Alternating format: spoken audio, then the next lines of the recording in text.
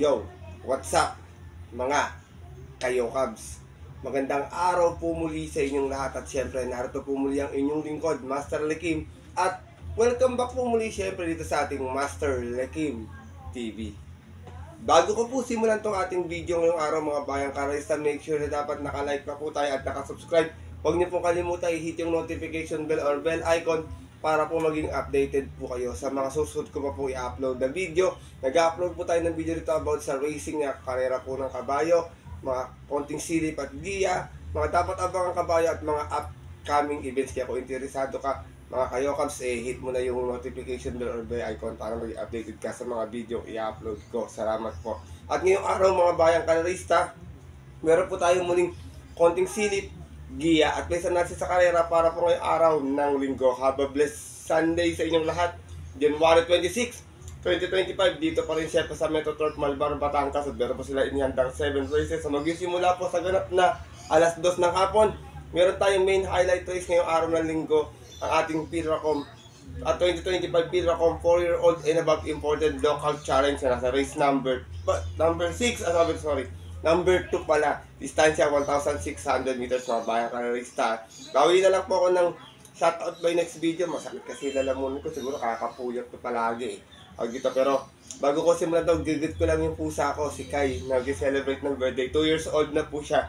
Ngayon pong January 26. Sana medyo pala rin kami ng konti para kahit pa paano mabili ko man lang siya ng chicken. Paborito kasi niya yung chicken At siyempre mga bayang karerista hindi ko dahil papatagal ito ating mga konting CD. But yun na to, pupunta natin agad po yan matapos lamang po yung ating maikli intro. Kaya let's go mga kayo Cubs.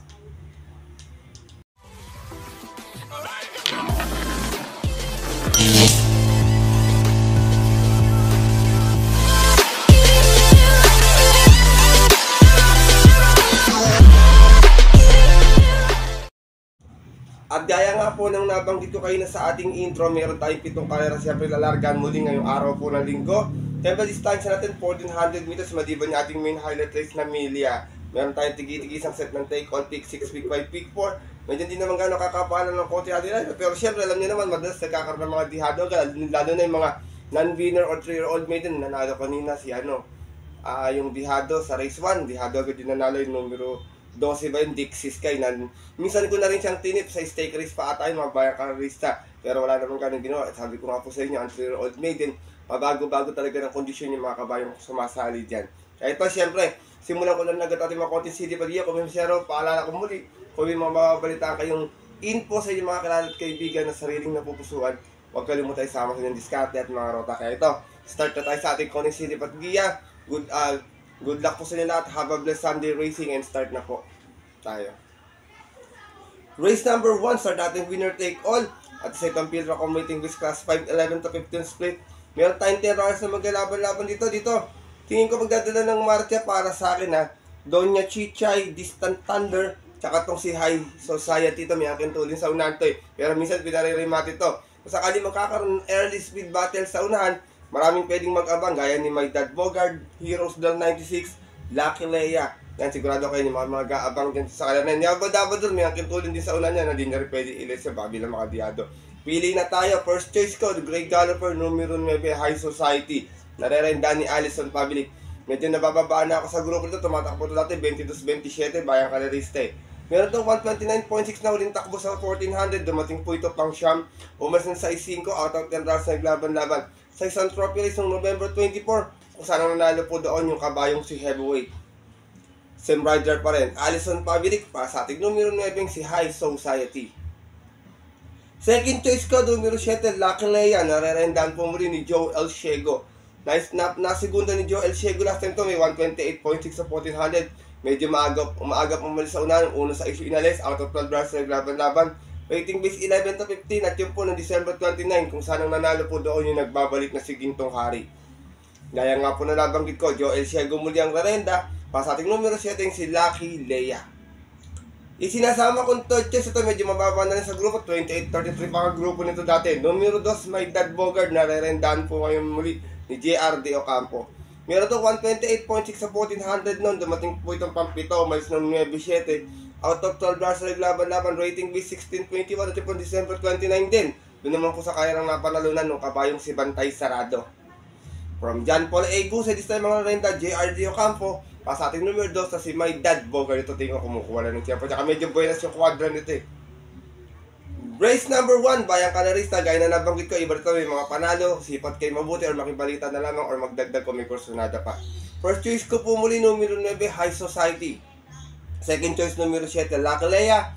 At third choice, yung numero 2 sa si My Dad Bogart. Good luck po. At larito na po tayo sa ating race number 2, ating main highlight race ngayong araw ng linggo, ang ating 2025 Purocom 4-year-old and above imported local challenge, distansya 1,600 meters. Meron tayong 6 hours na maglalaban-laban dito. 1 for the day ng mga bayang kararista, kaya sasaluhin ko na lang, still undefeated. Itong numero 3 sa si Adiamo Appearance, nare-rendan po ni JT Zarate. Last official run, 2,000 meter, meron tong 2:05.6, nanalo ito. Bandera tapos, out of 7 rounds na naglaban-laban. At yun po noong November 24, kung saan tinalo niya po doon, yung mga nandito na rin, gaya po ni Mano Dura. Same rider pa rin, Jeffrey Tagulaw Sarate, para sa ating wala pang talong numero 3 sa si Adiamo Appearance.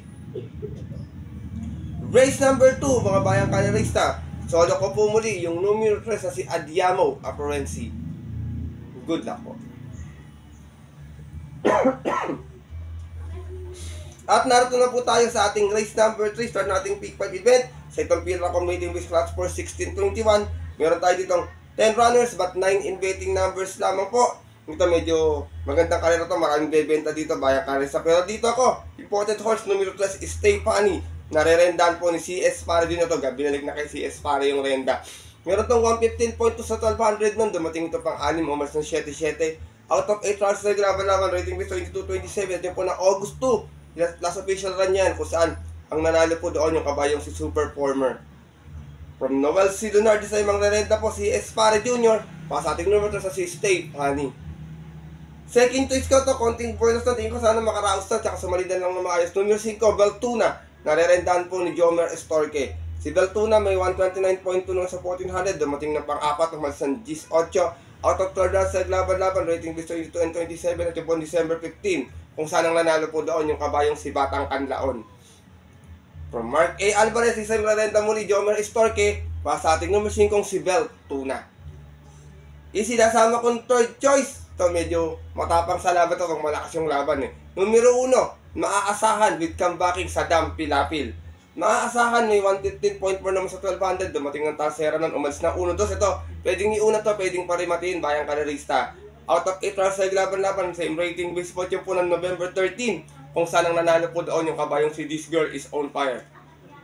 From Alison Pabilik, this time po ang rerenda. MV Pilapil para sa ating numero 1 si Maaasahan.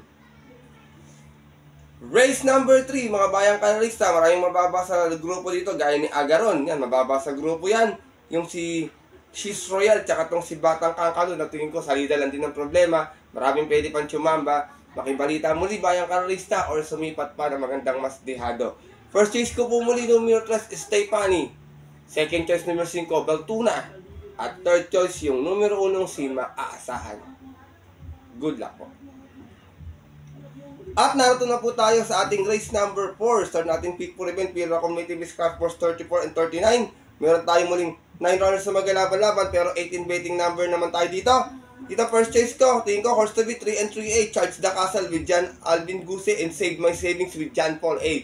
Guse, the Guse Brothers para sa akin ito. Charge the Castle, may 127 flat nun kung saan nasigunda ito.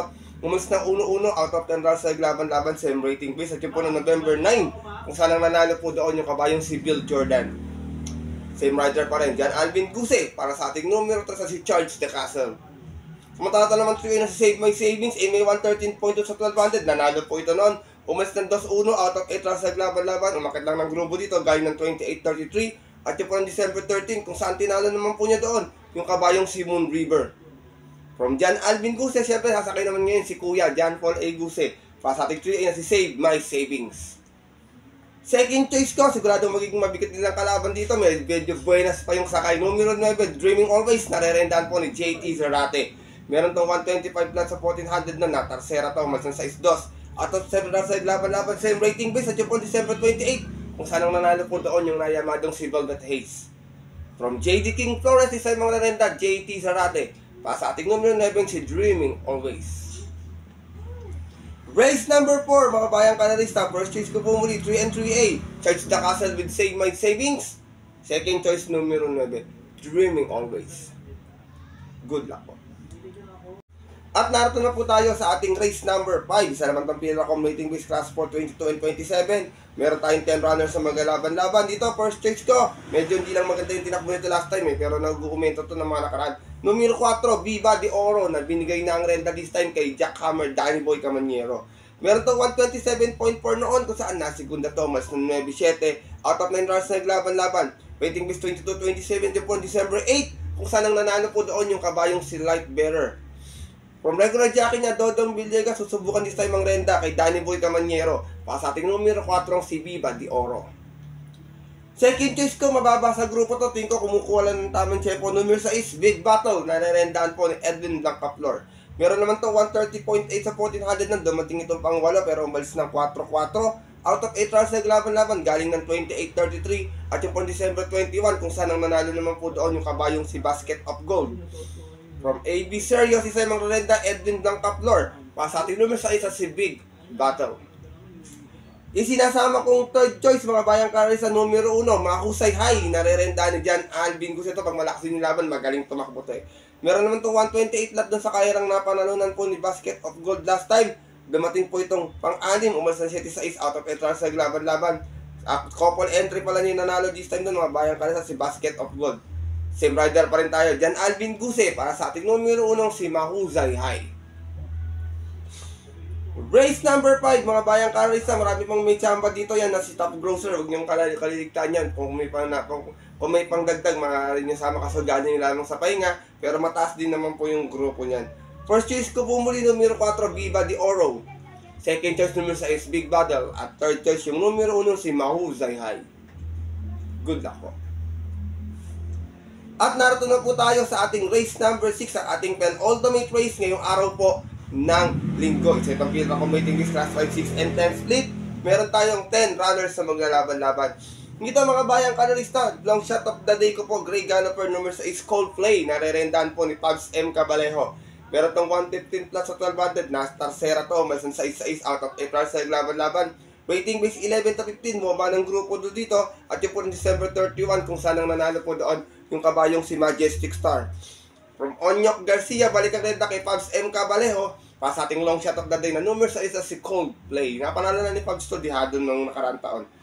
Second choice ko, always in the money. Gaya na nabanggit ko, numero 1, Chef Cat, narerendaan po ni Tanya Nabarosa. Last run segunda, may 131.2. Umas ng 5-4 out of 11 rounds sa laban-laban. Same rating base at po January 18. Doon po sa karerang napanalunan ng bandera tapos sa si Don Damiano. Same rider pa rin, Tanya Nabarosa. Para sa ating numero 1, si Chef Cat. Isinasama kong third choice, maaari magdala ng marcha. Numero 8, Make or Break, narerendaan po ni Saddam Pilapil. Meron naman to 129.4 last time, dumating itong pang-5.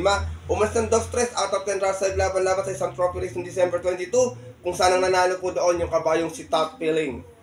From Charles Ray at isa ibang rerenda, Saddam Pilapil. Para sa ating numero 8, si Make or Break.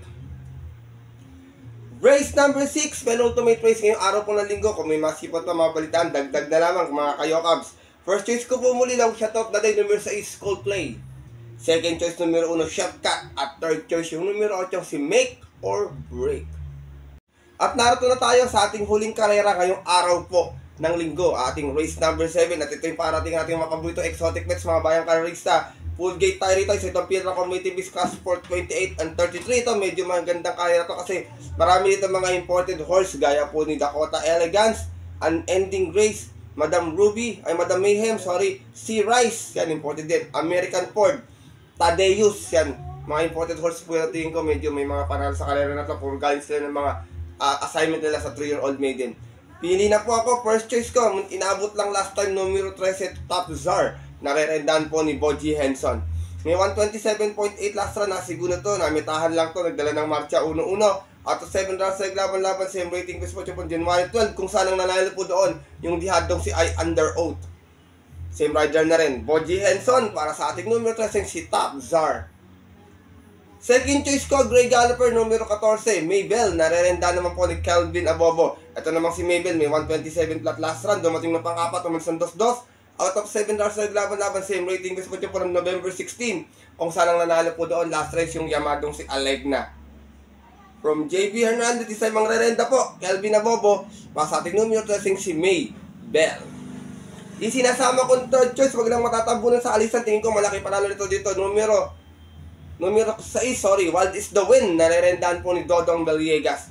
Meron naman to 126.8 na huling takbo na si Tercera, umasan 6-4 out of 7 rounds na naglaban-laban. Same rating with sa tipo ng November 16 din. Doon po sa karerang napanalunan din po nung kabayong si Alegna.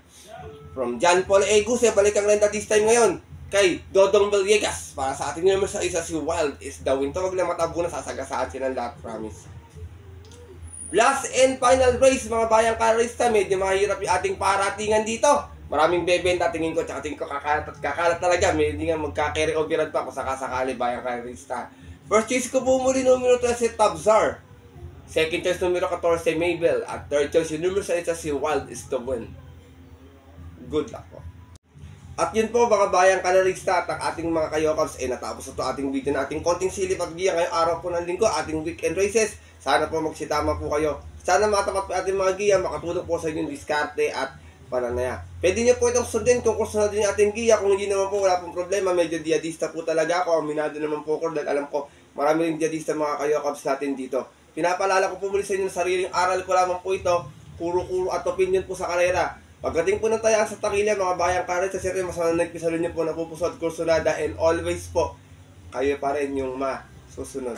Good luck po muli sa inyo lahat and have a blessed Sunday racing. Huwag po din kalimutan magsimba muna bago tayo punta sa mga pagdalimang off-track betting station. Maraming salamat po muli sa inyong walang sawang pagtutok, subaybay at suporta palagi sa ating YouTube channel. At sana po magbigyan ko po kayo ng mga tihadong giya, yummy dividends sa mga susubating darating na karera. Salamat din po sa inyong pagtitiwala kahit minsan hindi natatapat yung ating mga giya. Nandiyan pa rin po yung mga solid natin dito mga subscribers at followers na nakatutok dito sa ating YouTube channel. Mabuhay po kayo mga bayang karista, lalo na sa mga solido dito mga kayokabs. Maraming salamat po. At yun po, hanggang dito na lamang po tayo muli. At magkinalang susunod ko pong upload na video. Ito po mula yung lingkod, Master Alekim, na always po rin kasabi sa inyo at nagpapaalala na ang karera po dapat po libangan lamang Ito yung tiyamba lang at talagang tapat-tapat lang. Minsan swerte, minsan po talaga malas. Pero pag pinabigyan tayo siyempre ng nasa taas, huwag natin kalimutan magpasalamat sa kanya at tumulong tayo sa ating kapwa. Kasi simple kung mamaraan lamang, ika nga share your blessings po. Good luck po and happy racing sa mga pupunta po ng mga pupunta off-track betting station para pumila, maagang mag-chill, tumaya. Stay safe everyone. God bless bayang karista. Lalo na sa mga solid dito diadistang mga ka-yo-cabs.